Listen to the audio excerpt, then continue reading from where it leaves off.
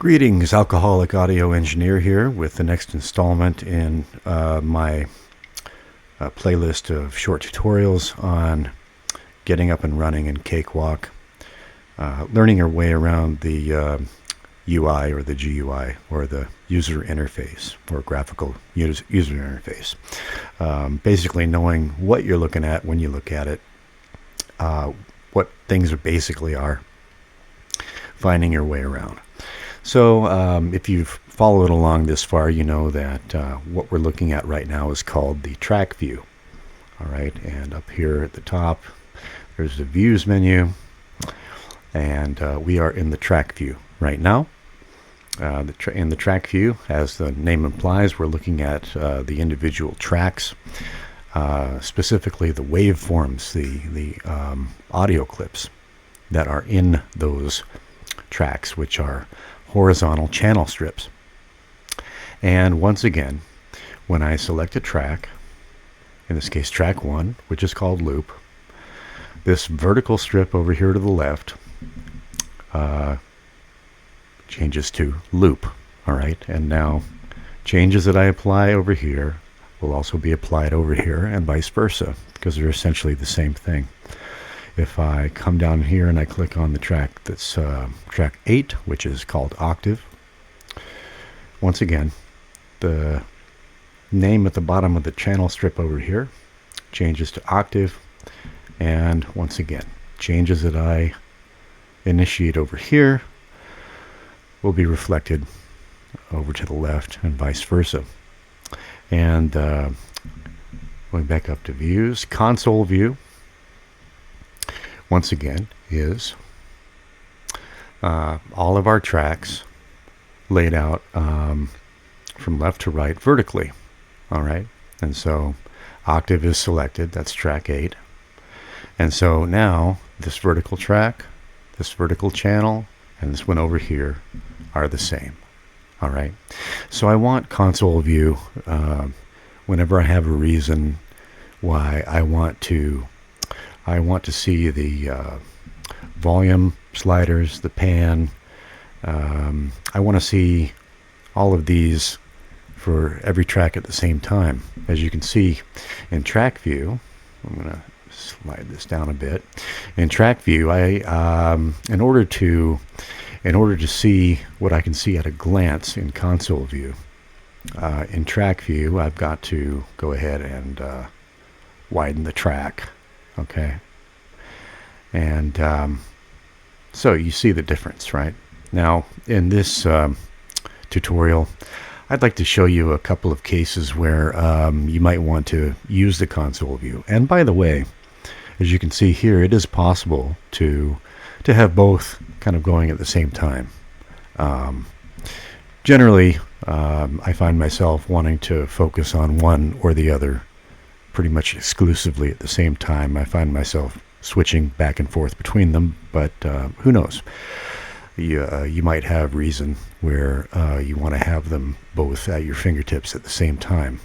Down here, I'm going to have to move this camera. Down in this corner, you can see these double arrows. Collapse, it says. That collapses the console view. And the opposite, of course, is expand. That expands the console view. You can also find the double arrow and drag it up or down according to, what you need, what you're looking for. Okay, so, all right, I'm going to go ahead and collapse console view. And, okay, so here's one reason why I might want to switch over into console view. I open up my project. And I hit spacebar for play. I just want to see where I left off, what's going on. And I do so. And instead of hearing the whole mix, what do I hear? Okay. What's going on here? What's going on is that one of the tracks has been put into solo mode. It's been soloed.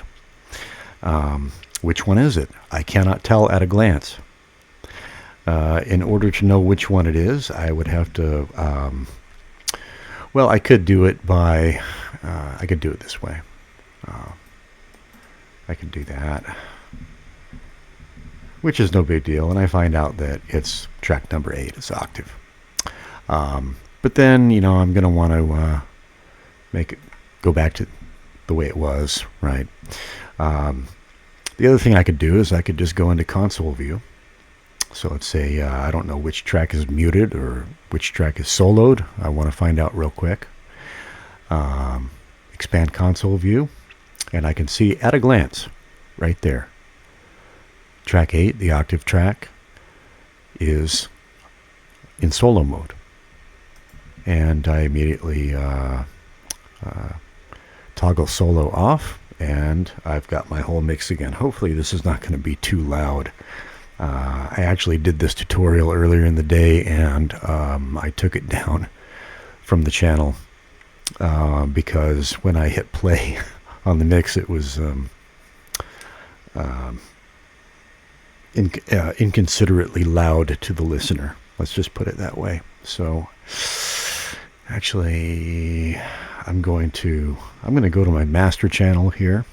Remember, the master channel is where that's the funnel through which all the tracks are going into the final signal. This is the cumulative signal of all the tracks, and I'm just going to start it. I'm going to back it down to -6, so that when I hit the space bar and the mix kicks in, it doesn't jar you.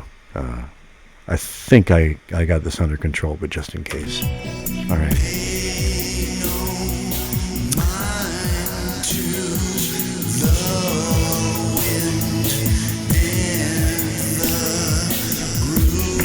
Okay, so I'm not going to take it up to 0. Normally, when you're mixing, you've got your master channel at 0.0. And you're monitoring it to make sure that it never exceeds 0.0. But just to make sure that it's not too loud for this video until I'm sure I got this issue sorted out, I'm just going to leave it at, what is that, -2.7. And you can see that I pulled the volume slider down over here, but you can see that change reflected in the console view right over here. There's the master channel in the console view. All right, so that's one instance in which you might want to flip over to console view. Well, here's another. I forgot to go back and set this up. But, all right, until today, when I went, I've been going back into this mix. It's been maybe 6 to 8 weeks since I last looked at it. And I've got Lovox L and Lovox R. Today I realized that I had forgotten about this. All right, but I had those 2 tracks muted in the mix. I had forgotten about them essentially. And today I was looking at console view, and I realized, lo and behold, these 2 guys are muted. And sort of got to remembering my thought processes, back when I was working on this project.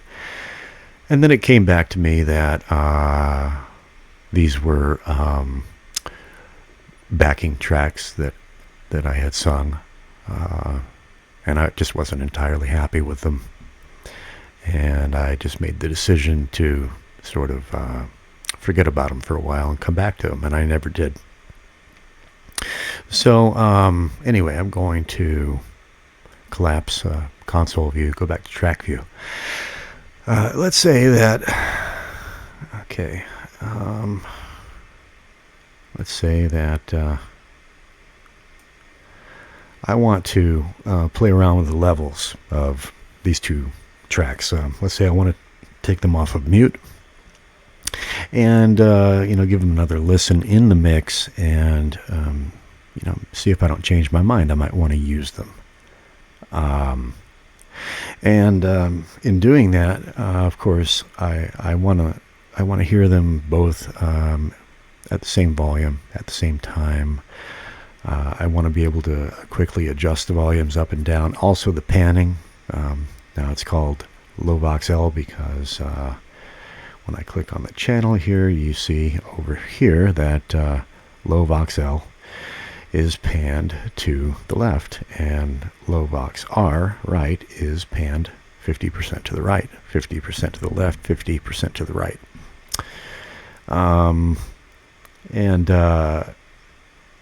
So it's a little bit inconvenient to do this kind of work in track view. It's more convenient to do it in console view, right? So I'm going to hit the Fit Project button. You see what that does. It brings the entire project into this rectangular window here. I'm going to expand console view again, and I'm going to bring it down a little bit because I would like to see, well, okay, the important thing is that you see your timeline up here, right? Okay, I can't really make out the timeline well enough. All right, so I've got my console view set up, adjusted here to where I can see my project timeline. And I might even want to bring it down a little further so I can see that timeline in reference to, let's say, the top track number 1, the drum loop track here. All right, so here we are, our 2 muted tracks, low vox left, low vox right. Vox means vocals, of course, and so as you can see, both of them are leveled with the volume at minus 12 decibels, exactly minus 11.9 decibels. With, remember, 0.0 being the ceiling in digital audio world. We don't want to clip the levels above 0.0, and there are reasons for that, but I'm not going to get into it now. Anyway, I guess what I'm going to do is I'm going to let's see, I'm going to make sure that I'm already into the main vocal part here. Hang on. Let's see, where is the main vocal? All right, high vox is the main vocal, and I'm already into it right here. Low vox left and right, you can see these they look like they've been broken into pieces because in fact they have, but anyway, that's what the channels look like. All right, and the as you can see, in terms of the timeline, I'm just right. I've got the punch in time just right before these backing vocals, low vox L and low vox R, right before they come in. So that's a good place to be. I'm going to expand the console view once again. And I'm just going to go ahead and hit spacebar. And we're going to listen to the mix with these 2 vocal takes muted. And then we're going to go back and unmute them and listen again. Lift one thin finger from that brittle yellow page. All right, that's the first line of the lyric in the song. Don't lift one thin finger from that brittle yellow page. That's actually right. Okay, I'm going to do something here. I'm going to collapse that. I'm going to use this button right here, zoom in horizontal. It's that little magnifying glass with the plus in it. I'm going to do that. And I can see that actually it's the punch-in line is right after the vocals have started. So I'm going to put it right there, right before the vocals come in.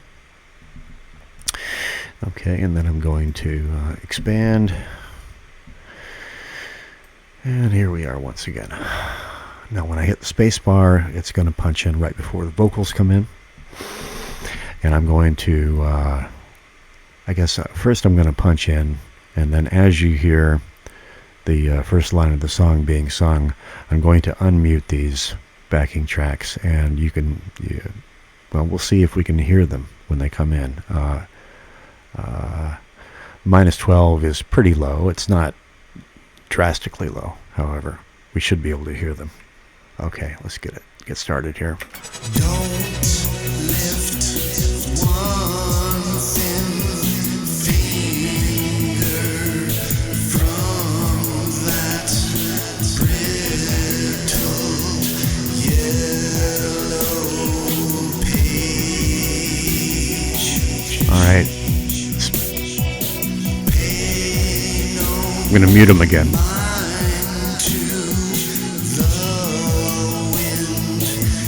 Unmute.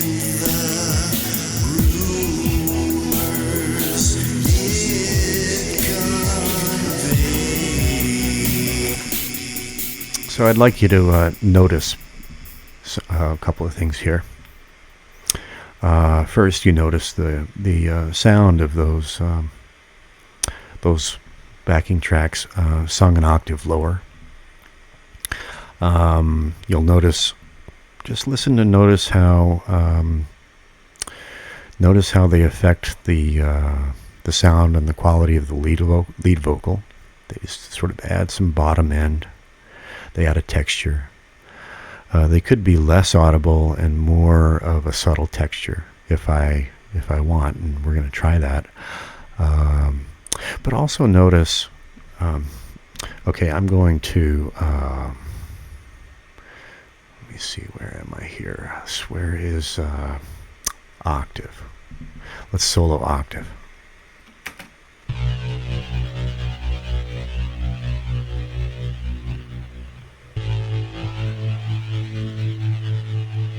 Okay, that's a very low bassy sound, right? When I play this again, I want you to listen for that octave part. I call it octave because it's an octavized guitar part. Listen for that in the mix, and listen what happens to it when I unmute those low backing vocals. Here we go. Don't lift one thin finger from Okay, now they're muted. Listen to the octave. Listen to that.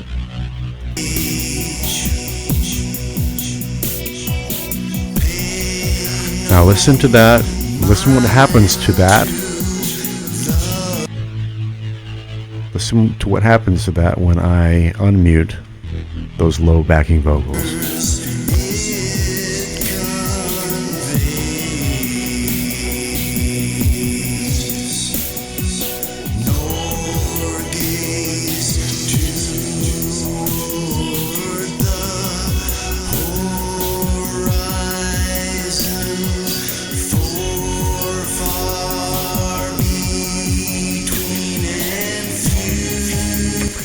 You might notice that octave guitar part becomes a little bit quieter when those low vocals are added into the mix. Just something to notice. Just notice it for now. And we're going to notice that in some other places as well as we go along. Anyway, I'm not going to get too far into the weeds with this right now, but you can, if you compare this task, doing this in console view and doing it in track view, it is a lot more convenient and conducive to good workflow to work on this particular task in console view. So before I close out this video, I'm just going to start the track again. And I'm going to play around with the volume sliders on low Vox L and low Vox R. I'm going to play around with the pan knobs, the panning, and the volume. And if you'd like, just sit back and listen to what they do, and listen to how the sound of these low backing vocals, the different ways that they sit in the mix. And think about, like what you would prefer to hear. And then I'll go ahead and close this tutorial video and move on to the next. All right.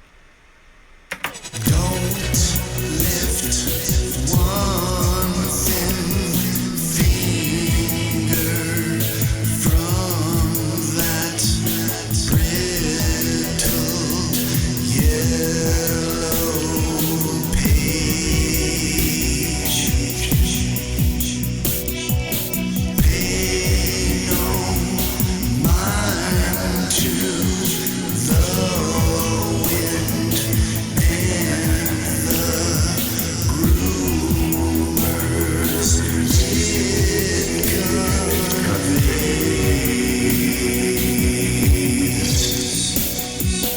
nor gaze toward the horizon, for far between and few. You notice this is at minus 11.9. This is minus 11.1. I can easily match them by double clicking and just manually entering the value. Now they're equally matched. Easier than doing it with the slider. All right.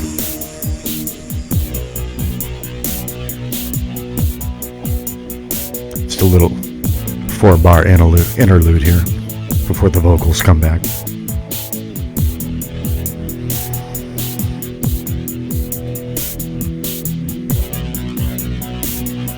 I'm going to play around with the panning. Panned at 50% left and right. Let's go straight up the middle. No stereo panning. Double click, double click.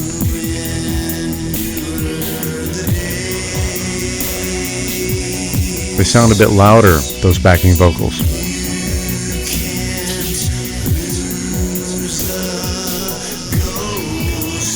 Take them down to minus 18 roughly.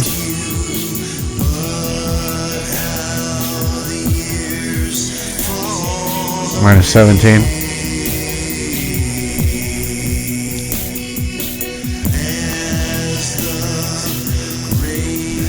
But now what if I pan them 100% left and right?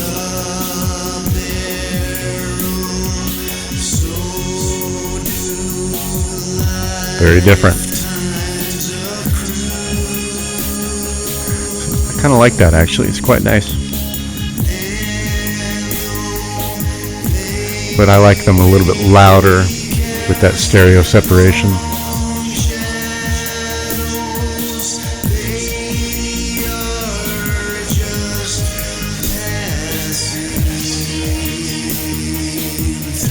That's pretty cool. I like that. Another interlude. 8 bars, I believe. I forget how many bars. Anyway.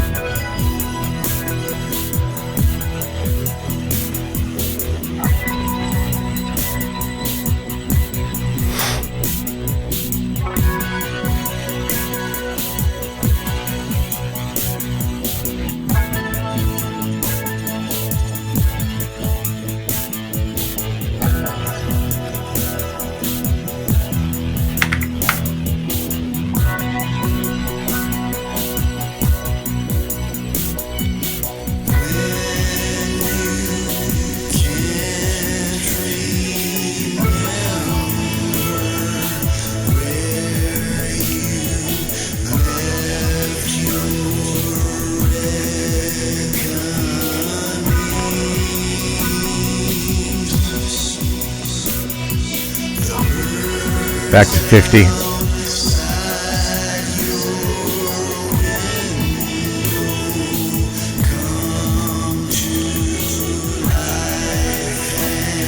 Now, once again, a little bit too loud. I'm going to bring the volume back down a little bit again.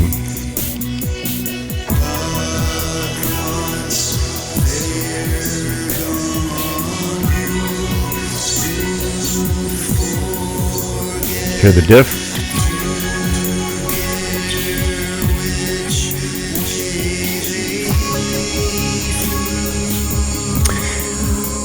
I like 100% left and right and a little louder. Around 7.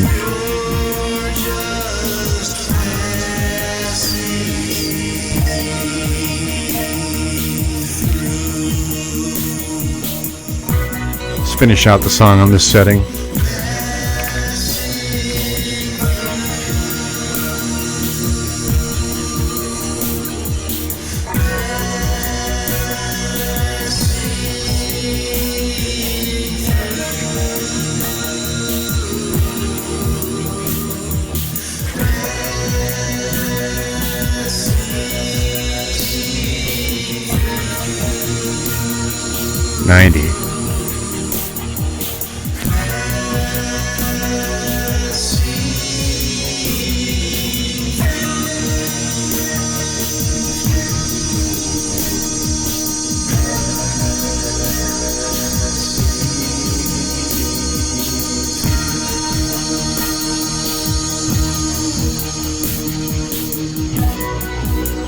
Yeah, man.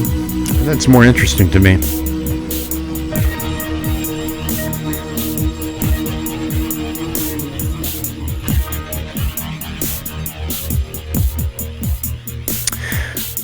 Still some things that I'm going to go ahead and I'm going to keep those backing vocals. That's the end of the song. I'm going to keep those backing vocals. And some things about the end and the backing vocals, some things I like. There are a couple of things I don't like. And to make those alterations and changes, it's going to require more specific skill sets. So I'm going to save that for another tutorial on other kinds of editing, more specific, excuse me, specific kinds of editing. This is not editing, this is leveling and panning in the console view. We haven't really got to editing yet at all. The changes that I would like to make require editing. Okay, so that's it for this focus on the console view. And I will see you in the next short video tutorial in this series on getting up and running in Cakewalk, getting to know your way around. Thank you for watching. I am the Alcoholic Audio Engineer, over and out.